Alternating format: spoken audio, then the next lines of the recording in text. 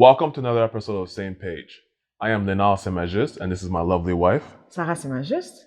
In today's episode, we will discuss the limits that we put on ourselves that are actually crippling us. So let me expand on that a little bit. A lot of times, what we do, we put these limits on ourselves, whether it's the limit that we put on the salary that we want to make, or the amount of weight that we want to lose, or the type of influence that we want to have.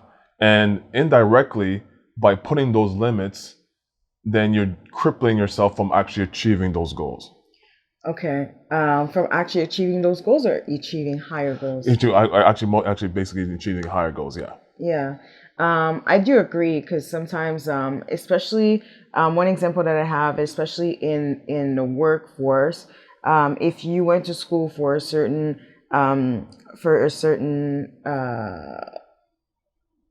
degree or profession is the word I wanted to look for. If you went to school for a certain profession, and then you look at what other people are making in that profession, you only expect yourself to make that in your life. Exactly. So, for example, if you went to school for a doctor, you may expect to make $150,000 a year, but you may not look to make 200.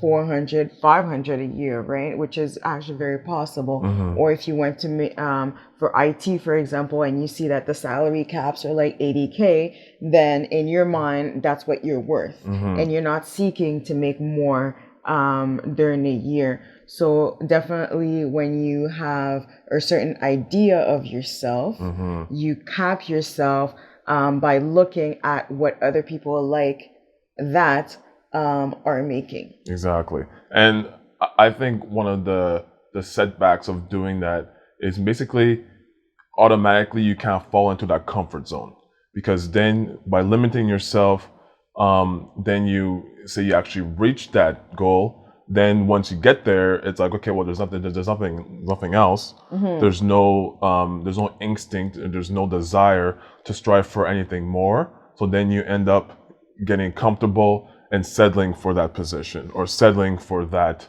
mindset, or settling for that that level that you actually attained. Mm-hmm. And unless you have the mindset to further develop, to learn more, to educate yourself on, what else you can do, a lot of people get complacent. Mm-hmm. And they sit there and they're comfortable doing what they're doing for X amount of years, mm-hmm. until you're uncomfortable, but in the other way, right? Exactly. You're uncomfortable because you feel like you're not achieving anything, and you feel like you've plateaued, and maybe you're no longer being fulfilled, and that's when you might push to look for something else. Mm-hmm. But otherwise, if you're satisfied with what you're doing, you could be just doing that for such the rest of your life, maybe. Exactly.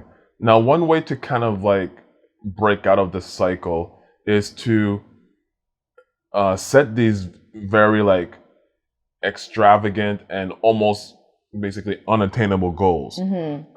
And the reason you want to do that is to just take away all the limits, and then whenever you set these maybe smaller goals, whatever becomes your ceiling then becomes your floor. Mm-hmm. And then if you have that mindset of continuously wanting to strive, continually wanting to progress, continuously wanting to improve, then you slowly creep up to that, which was initially the unsurmountable goal.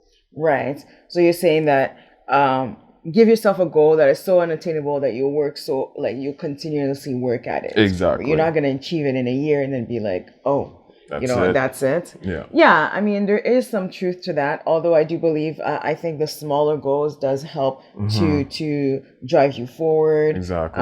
And to keep you going, because you may see that your very bold goal is unattainable or attainable in 25 years, mm-hmm. that you might give up. I think you do need to achieve something in order to keep yourself going. But I do agree that we cap ourselves, and we set these goals that we're like, you know what, I think I could achieve this, so I'm just gonna set this so I don't fail. Exactly. Right? Yeah. But first of all, you're gonna fail some Yeah.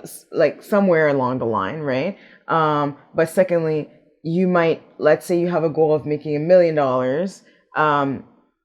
I rather have that goal and fail at 900,000 than have a goal of $500,000 Hmm. and attain it. So that's sort of like, I think that's in alignment with what you're saying in terms Exactly. of setting some bold goals. Exactly. I know for me in the past, one thing that I really struggled with was the fact that a lot of times you set these very lofty goals, but then you don't know the how to, and you're Right. stuck on, okay, well, how am I going to accomplish this?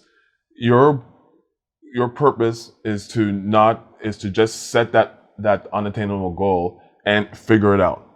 And just as Sarah was alluding to, you will make mistakes, but those mistakes are all part of the learning process. And you learn, ironically, you learn more from your mistakes. And then that will further push you towards that goal. Agreed. Yeah. All right. Well, we want to know if you're setting lofty goals or if you're setting goals that are in alignment with what you see other people around you are doing. And I would challenge you to, if you feel like your goals are too attainable, like you can attain them in 6 months and a year, then find a network or another group of people that are setting bold goals, and that becomes a norm. Then you feel like, well, if they're doing it, then it's very possible. And a lot of times, who we spend the most time with is what dictates what we want to achieve, right? We're comfortable achieving what the average of those people have attained. So just find another group of people that are doing more than you, and trust me, you'll set bigger goals and you go after them. And so thank you for watching this episode, and we'll see you next time. And don't forget to live your truth.